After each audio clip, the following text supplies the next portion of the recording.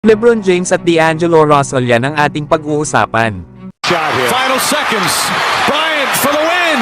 Bang! Napaiya naman si Paul Pierce sa kapwa niya former NBA player at teammate na si Kevin Garnett.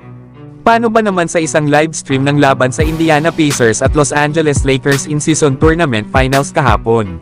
Ay sinabi ba naman ni Pierce na hindi daw top 5 player itong si LeBron James sa ngayon sa NBA?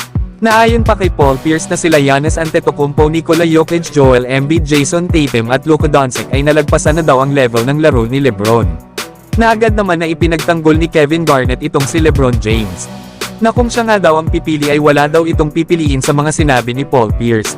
Lalo at itong si Joel Embiid nga daw ay nakascore lang ng 15 points sa final game sa isang Game 7. Kaya ano ba daw ang mga pinagsasabi ni Paul Pierce? Na kahit nga daw itong si Luka Doncic ay hindi pa nga daw nakakarating ng NBA Finals. Pero itong si LeBron ay marami nang napatunayan sa kanyang NBA career.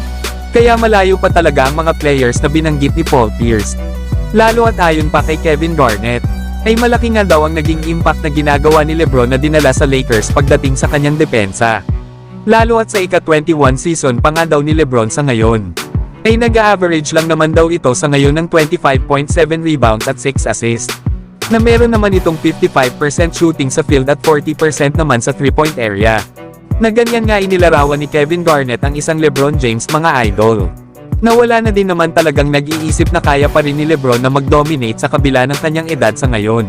Lalo at noong mga nakaraan sa The Stephen A. Smith Show, ay sinabi nga ni Kevin Garnett na si LeBron daw ang greatest player of all time. At ang pinakadahilan nga dito ni Garnett, ay ang pananatili ni LeBron sa kanyang pagiging mahusay na player sa kabila ng kanyang edad na 38 years old. Pero kayo mga idol, sang-ayon ba kayo sa mga sinabi ni Kevin Garnett? Samantalang hindi naman nakalimit itong si D'Angelo Russell nang i-trash talk sila ni Bruce Brown last season. Matapos kasi na masweep ng dating kupunan ni Bruce Brown na Denver Nuggets ang Los Angeles Lakers sa Western Conference Finals, ay nagyabang na nga itong si Bruce Brown sa pagkapanalo nila sa series nila sa Lakers, lalo na dito kay D'Angelo Russell.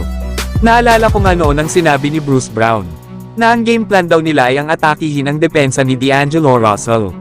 Syempre mga idol, alam naman natin na mahina talaga si D'Lo sa kanyang depensa, pero disrespect pa rin sa kanya ang mga sinabi ni Bruce Brown. Kaya naman sa muling paghaharap nila ni D'Angelo Russell at Bruce Brown, na sa pagkakataon nga lang na ito ay sa Indiana Pacers na si Brown naglalaro, ay si D'Lo naman ang nang trash talk dito. Sa play kasi na ito mga idol, habang binabantayan ni Bruce Brown si D'Angelo Russell, ay nakuha ni Brown ang kanyang 2 personal foul. Kaya naman ay hindi na napigilan ni D'Lo na i-trash talk si Bruce Brown. At ipinamukha nga dito na dalawa na ang kanyang foul. At pinapaalis na nga ni D'Lo si Bruce Brown para palitan na ito at maupo na sa bench. Kaya naman ay sumagot na rin si Brown na nasweep lang naman daw nila ang Lakers last year. At sinabi pa ni Brown na abangan daw nito ang kanyang pagbabalik. Nasagot naman ni D'Lo, sige lang bumalik ka at mag-shoot tapos umalis ka na sa laro. Pero mga idol, kahit nakabalik si Bruce Brown sa loob ng court, ay wala pa rin ito masyadong naging impact sa kanilang kupunan. At 4 points, 2 rebounds, 1 assist, 2 steals at 1 block lang ang kanyang nagawa sa loob ng 19 minutes of playing time. 2 out of 9 naman ito sa field at 0 out of 2 naman beyond the arc. Samantalang si D'Angelo Russell ay meron namang 13.7 assist, 1 steal at 1 block. 6 out of 15 nga ang shooting nito sa field. Kaya panigurado na magpapatuloy pa ang mainit na tapatan nila ni Bruce Brown at D'Angelo Russell. Lalo at 2 beses pa silang maghaharap ngayong season. So hanggang dito na lang tayo mga idol. At huwag nyo naman kalimutan mag-subscribe bilang pagsuporta.